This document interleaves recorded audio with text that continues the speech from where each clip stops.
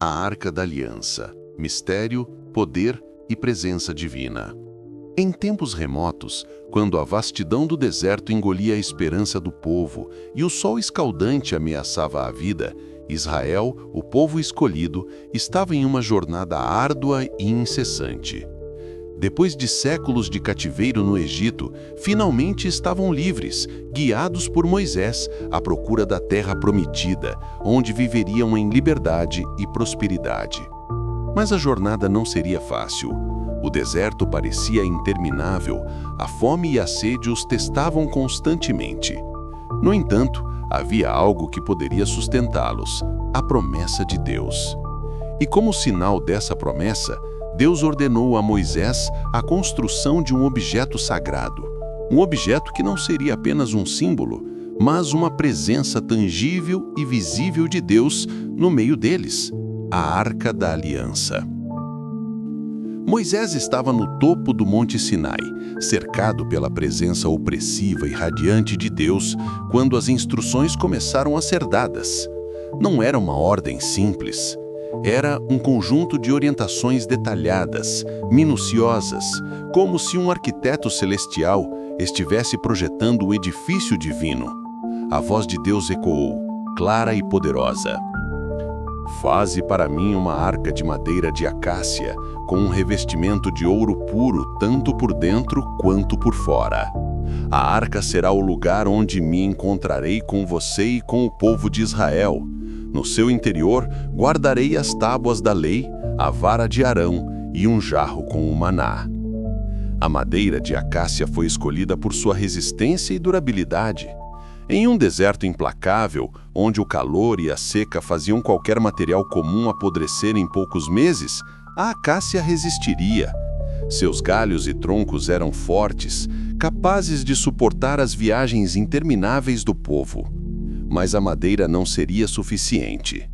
Deus ordenou que a arca fosse coberta, por dentro e por fora, com ouro puro. Não qualquer ouro, mas ouro refinado, moldado com a precisão divina para refletir a glória imensa e a perfeição do Criador. Deus também deu as medidas exatas para a arca: 1,10 m de comprimento, 1,10 m de largura e 1,10 m de altura. Essas medidas exatas carregavam um simbolismo profundo. O número 1 e 10 poderia ser interpretado como a perfeição daquilo que foi feito por Deus. Na matemática e na geometria sagradas, o número 1 reflete a unidade, a totalidade e a perfeição de um ser único e absoluto. Cada centímetro da arca tinha um propósito, refletindo a perfeição do plano divino. O ouro aplicado na arca não era meramente decorativo, ele era símbolo da santidade de Deus. Cada pedaço de ouro representava a pureza, a imutabilidade e a eternidade de Deus, contrastando com a fragilidade e transitoriedade da vida humana. A arca, com sua aparência majestosa, era mais do que um recipiente. Ela se tornaria a morada da presença de Deus entre os homens. Uma das partes mais fascinantes da arca era a sua tampa, chamada de propiciatório. Essa tampa não era apenas uma simples cobertura para um recipiente, ela tinha um papel extremamente significativo. Era sobre o propiciatório que Deus se encontraria com Moisés. E, por extensão, com o povo de Israel. Mas Deus não deixou isso ao acaso. Ele mandou que a tampa fosse adornada com 2 querubins de ouro. Os querubins eram criaturas angelicais, descritas nas Escrituras como seres poderosos e gloriosos, associados à presença de Deus em seu trono celestial. Na arca, seus corpos estavam voltados um para o outro, mas com suas asas estendidas, cobrindo o propiciatório, como se estivessem protegendo o local onde a própria presença de Deus repousaria. As faces dos querubins estavam direcionadas ao propiciatório, reverenciando o local onde Deus falaria ao homem. Eles eram mais do que figuras ornamentais. Representavam a proteção de Deus sobre a arca e a santidade do lugar de encontro. Esse espaço, onde a arca estava colocada, não era apenas um símbolo de adoração. era um lugar de conexão direta com o divino.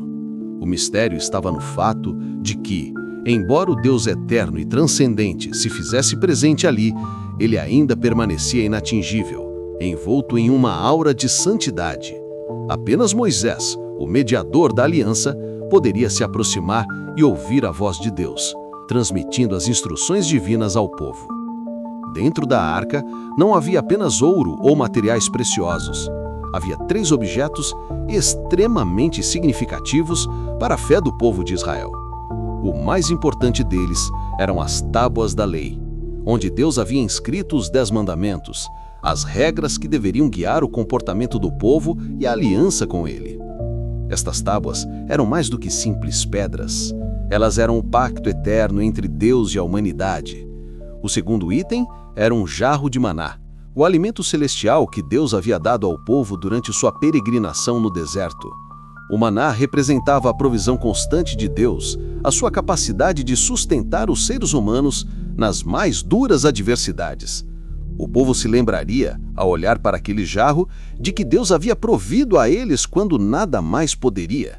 A lembrança do maná era um sinal de que Deus é fiel, sempre disposto a prover, mesmo que o deserto pareça infinito e implacável. O terceiro item era a vara de Araão, que floresceu como um milagre para provar que Araão era o escolhido por Deus para servir como sacerdote do povo. A vara florescida representava a autoridade de Deus sobre quem ele escolhe para servir, uma autoridade que se estende não apenas ao reino espiritual, mas também à vida cotidiana do povo. À medida que os israelitas atravessavam o deserto, a arca os acompanhava, simbolizando a presença constante de Deus em sua jornada. Mas a arca não era apenas um símbolo passivo, ela desempenhava um papel ativo na vida do povo.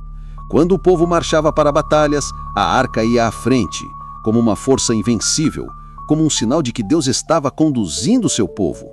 Um dos momentos mais impressionantes e dramáticos envolvendo a arca aconteceu quando o povo cercou a cidade de Jericó. Durante 7 dias, os israelitas marcharam ao redor da cidade, levando a arca à frente. No 7º dia, quando o povo deu um grito de guerra, as muralhas de Jericó desabaram, como que imitando o poder da presença divina que acompanhava a arca. A vitória não foi pela força militar, mas pela obediência e pela confiança no poder de Deus, simbolizado na arca. Deixe nos comentários se você já sabia como a Arca da Aliança havia sido construída. A arca também tinha o poder de abençoar ou castigar. Quando os filisteus, inimigos históricos de Israel, capturaram a arca, eles logo experimentaram desastres. Sua cidade foi assolada por doenças e seus ídolos caíram diante da arca. Isso só reforçava a crença de que a arca não era apenas um objeto sagrado, mas uma extensão da presença de Deus, cujos efeitos eram imediatos e poderosos. Com o tempo, a arca desapareceu da história. Durante o reinado de Salomão, a arca foi colocada no Santo dos Santos do Templo em Jerusalém, onde permanecia acessível apenas ao sumo sacerdote, que a visitava uma vez por ano, no dia da expiação, para oferecer sacrifícios pelos pecados do povo. No entanto, após a destruição do templo e o exílio babilônico, a arca foi perdida. Sua última aparição foi registrada, mas seu paradeiro tornou-se um enigma. Algumas tradições afirmam que foi escondida para protegê-la dos inimigos, enquanto outras acreditam que foi levada para um local secreto, aguardando o fim dos tempos. O fato é que, após esse evento, a arca nunca mais foi vista. Seu desaparecimento não a tornou menos importante, pelo contrário, a lenda de sua perda só aumentou o fascínio e o mistério em torno dela. A Arca da Aliança tornou-se um símbolo de uma aliança eterna, um vínculo inquebrável entre Deus e seu povo. Hoje, enquanto muitos ainda procuram seu paradeiro, a arca continua sendo um ícone da fé, da santidade e da presença divina. Ela nos lembra que, mesmo nas horas de escuridão e dúvida, a promessa de Deus está viva e sua presença continua conosco, não em um objeto físico, mas no coração de todos que buscam a sua verdade e justiça. O mistério da Arca da Aliança nos ensina que a presença de Deus pode ser poderosa, inatingível e transformadora, e que, embora o objeto sagrado tenha desaparecido, a aliança de Deus com sua criação permanece viva e atuante em cada um que o busca. A Arca da Aliança não era apenas um símbolo do passado, ela é uma lembrança de que a presença de Deus, que uma vez habitou entre os homens, ainda pode ser experimentada nos corações dos fiéis. Está gostando do conteúdo do nosso canal? curte e se inscreva para receber nossos novos vídeos sobre os enigmas da Bíblia.